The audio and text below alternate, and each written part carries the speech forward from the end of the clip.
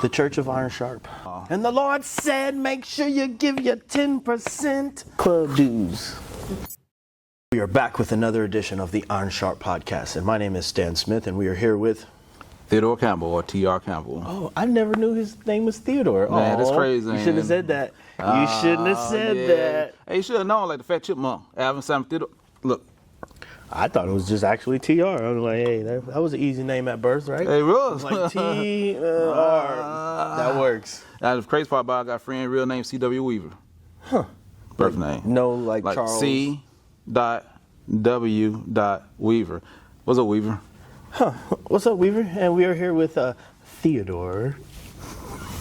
The Campbell. I like it. And so, tell them about yourself, how long you've been decoying. The topic of today's podcast is going to be about what is the role of a decoy.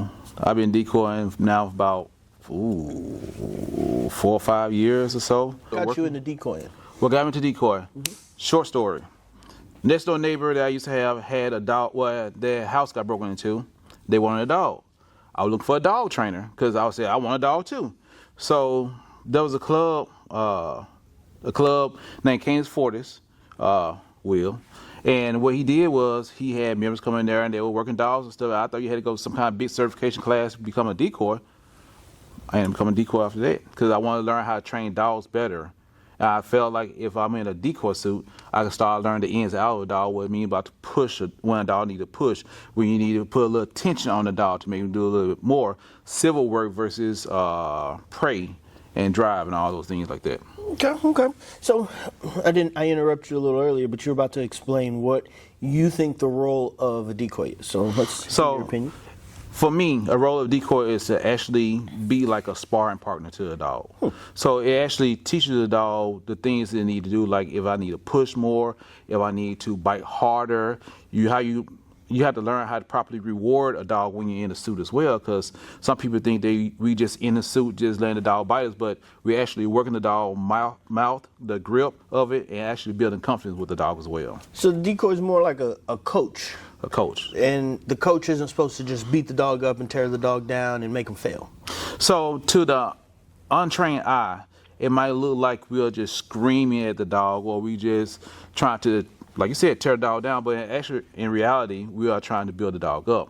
Teach the dog how to push through things. It's just like if you have a little kid and you are playing with a kid small and rough now when they're young, when they get older, some of those plays that you did when you're younger actually make them a little tougher. So this is all we're doing with dogs.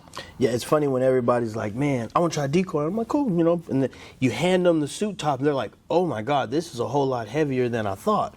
Because I've been told several times, well, you're just jumping up and down in front of a dog. So, well, it may look like that, but we're reading the dog, we're jumping when the dog's making, forward aggression, or they're barking, or they're showing some type of animation. We're rewarding that with us jumping up and down.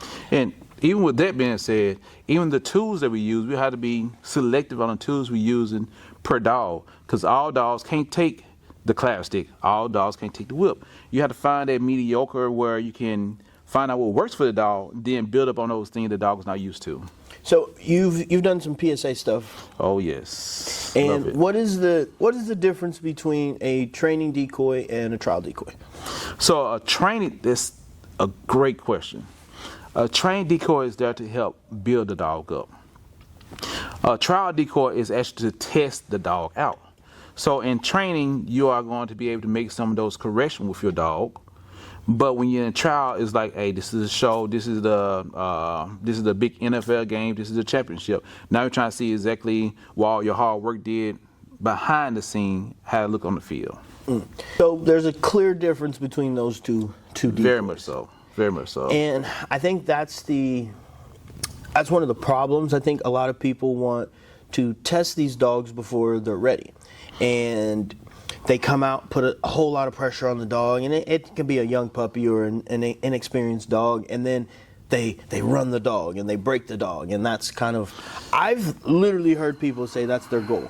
That's the goal of why they decoy, is to run dogs. If a person's intent is to go into something and not to build it up, then you're there for the wrong reason. You should find something else to do. I don't care who you are. A lot of people might not like me for saying this, but you should find something else to do. Because in life, it's all about building something. And when it comes to a dog, just like a little child, you have to build a child up at its state of progression. You can't just go from, hey, you know what? You are 20 years old now. I think you should go out there and just fight Mike Tyson. In reality, you just only had one boxing match. Should never happen. What is your take on reading a dog? What does that actually mean?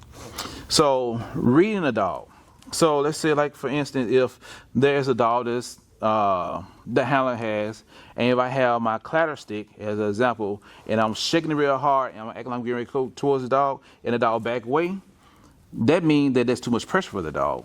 So with that being the case, instead of then doing like this with the dog, well, the clatter stick, I might do like this with it. And then as soon as the dog try to make some kind of forward aggression, meaning the dog comes towards me, then I might try to reward it with something else. And then I slowly build up from back here to here, here, and then within a few maybe sections, months, then I can start actually tapping the dog with it, and then the dog understand that, hey, look, I'm just still gonna get rewarded at the end. So it's about reading what the dog is doing and understand why they're doing it, and then making the dog better than when it started. Correct. One big issue is that sometimes when you have people or handlers that have a dog, and with their dog, they want to see a finished product before they did the work of the finished product. So they always throw the dogs all the way off as well. And there's some dogs where they come out the womb and you can do everything and anything in the world to them. And I think a lot of people want dogs like that because it's easy. And with that being said, that's why a lot of people go to certain type of breeds, because these breeds are quote unquote genetically modified or made to do certain type of tasks and stuff. But on the same token, they still don't understand what handler they had to do behind the scenes too. There's a lot of talk between sport dogs and personal protection dogs. Like, can your dog do both? So, can your dog do both? The answer is yes, it can do that. Can do both, but with proper training. Because a lot of sports dogs are just so fixated on the material or whatever they used to biting, whether it's a tug or suit. But when it comes to the real world aspect of it, as soon as you throw that tug or suit away, the dog is like, hey, you gonna rub me? So there is a difference, but can they do both of them? Yes, but it has come to training too. And I think a lot of the times sport dogs, they are more pattern oriented because they know exactly what they're being judged on. They know exactly what they're going to see. So a lot of times the people just train those particular patterns. And then when they try to incorporate it into, real world scenarios or something that the dog's never seen, they've never actually taught the dog to think in these situations. They just taught them to go through these patterns. And again, there's nothing wrong with it, but I think people put too much emphasis on sport dogs rather than living with your dog. And to go along with what you're saying, a lot of people, when it's certain type of sports, not saying any names, but certain kind of sports, they, like you said, pattern. The reason why I like PSA, because one day this judge might do it this way, the next judge is going to do it another way. So it means that the person that is handling the dog always has to stay on top of their toes. Now, with that being said, that means you have to think outside the box a lot, especially if you're not able to get to a good decoy wherever you can. What do you consider a good decoy to be? And that's going to be a controversial answer. So you might want to be careful because they're going to be watching and they're going to talk shit. I love you anyway. But what I think a good decoy is, we're talking about from the training aspect. A good decoy is a decoy that knows how to read a dog. I have had the experience with different types of dogs and know how to read a dog, because you can have one breed like your herding breed or your molasses breed. Those two dogs there have to be worked differently. But if you turn around and you just been doing your herding breed all the time, when you come to the other type of dogs, you're not gonna know what to do. So a good decoy to me is one that can move between the two spaces and still get an end result. What I think is a good decoy is somebody who's going to take their time, somebody who's not going to rush the process, somebody who's not going to overpromise, and somebody that's going to work the dog that's in front of them. Correct. And I think a lot of times people get so fixated on the highlights. And shit, the highlights are cool. Don't get me wrong. I love them. Like catching a hard, fast hitting dog. Oh, it's so much fun. A dog that may knock you on your ass. Oh, it's a lot of fun. But me personally, I've had so much more joy building Boot than I have working a Mal or working a Shepherd. Me personally. Just because I've had to think, I've had to figure out, because he didn't want to bite and hold. So, okay, cool, I have to get him to bite and hold. Then he's holding with the front of his mouth. Now I have to get him holding in the back of his mouth. Now I got to do this. And it's just been so much fun versus a dog that, mouths come out, full mouth bite, right out of the womb. If we had to put decoys in a certain box, you have decoys that are that way because they always have the good quality type of dogs, like your Mouse and your Shepherd and stuff. But then, like you said about Boots, totally different type of dog. So a decoy that know how to build a dog that is not quote unquote part of that type of scenario at all times, I think when you build that type of dog up, it's a whole lot better. That's part of the reason why I got me a Dogo, because a lot of people have Mouse, Shepherd, and PSA. I had to try to do something different. I ain't did nothing with it yet, but the whole thing is that I want to learn something different. And you cannot learn something different if you're always using the same tools. Yeah, and I think a lot of great dogs have been washed early because people put too much pressure on them, and then, well, he didn't do this the very first time, get rid of the dog. Or they put too much pressure on him, and the dog's like, this isn't fun. I don't enjoy this no more. And the dog shuts down, quits, whatever it is. And I think if people took a lot more time and allowed these dogs to grow and develop and took their ego out of it and actually did what's right for the dog versus trying to boost their own self up, I think we would have a lot more great dogs out there. So another way that I would say that is a lot of people have some unrealistic expectations for their dogs at too early of a time frame. Because if you only are just working with your dog once a week, once a month, once every other month, you would not have the quality of dog that somebody's working with every single day. So consistency is key as well. I can be the devil's advocate. Even if you are working your dog every day, that's true. It may burn them out. That's true. Because a lot of times people have really good dogs, they do too much with them, and then one day the dog's like, I don't want to recall no more. I don't want to do this, because they've gotten burnt out. They've never gotten a reward for it, and it's just not fun. I mean, it's the same thing with some parents with their kids. They're trying to make them play all of these sports and do all this stuff, and it takes the fun and joy out of it, and the kid's like, I don't want to go do this anymore. So to piggyback on what you said, not when it's a decoy, you also got to look at, like you said, it has to be fun, and then you have to reward the dog on a good note, as well as you cannot just let the owner, even though the owner is their dog or the handler of the dog, but when you see the dog is starting to get a little sloppy with their bite work, or they'll start to get a little bit mouthy when they start to breathe too hard, you also gotta say, hey, look, hey, it's time to call your dog off. So they understand that, hey, we need to end on a good note, so the dog won't continue to do so. Yeah, I mean, I think I've had people be upset with me. Their dogs come out, we'll work real quick, dog does something right, I'm like, put him up. They're like, well, I'm like, yeah, put him up. It's going to make a lot more sense. Then I just keep going. Then the dog learns a bad habit and sloppy. And one thing people think, I work my dogs all the time, right? And realistically, I may work my dogs once every 2 weeks. But when they do get worked, I'm always trying to improve that. So a couple weeks ago, I'm down in Florida working with some decoy with Boot. And he's punching in, hitting hard. And it was maybe a 3.5 minute session. And I looked, I'm like, I want to do more just because I don't really get to work with, he's in Florida, obviously, I can't work with him often. But I'm like, shit, my dog did everything that I wanted to do. So I put him up, and he didn't work the rest of the week. And I'm perfectly fine with that.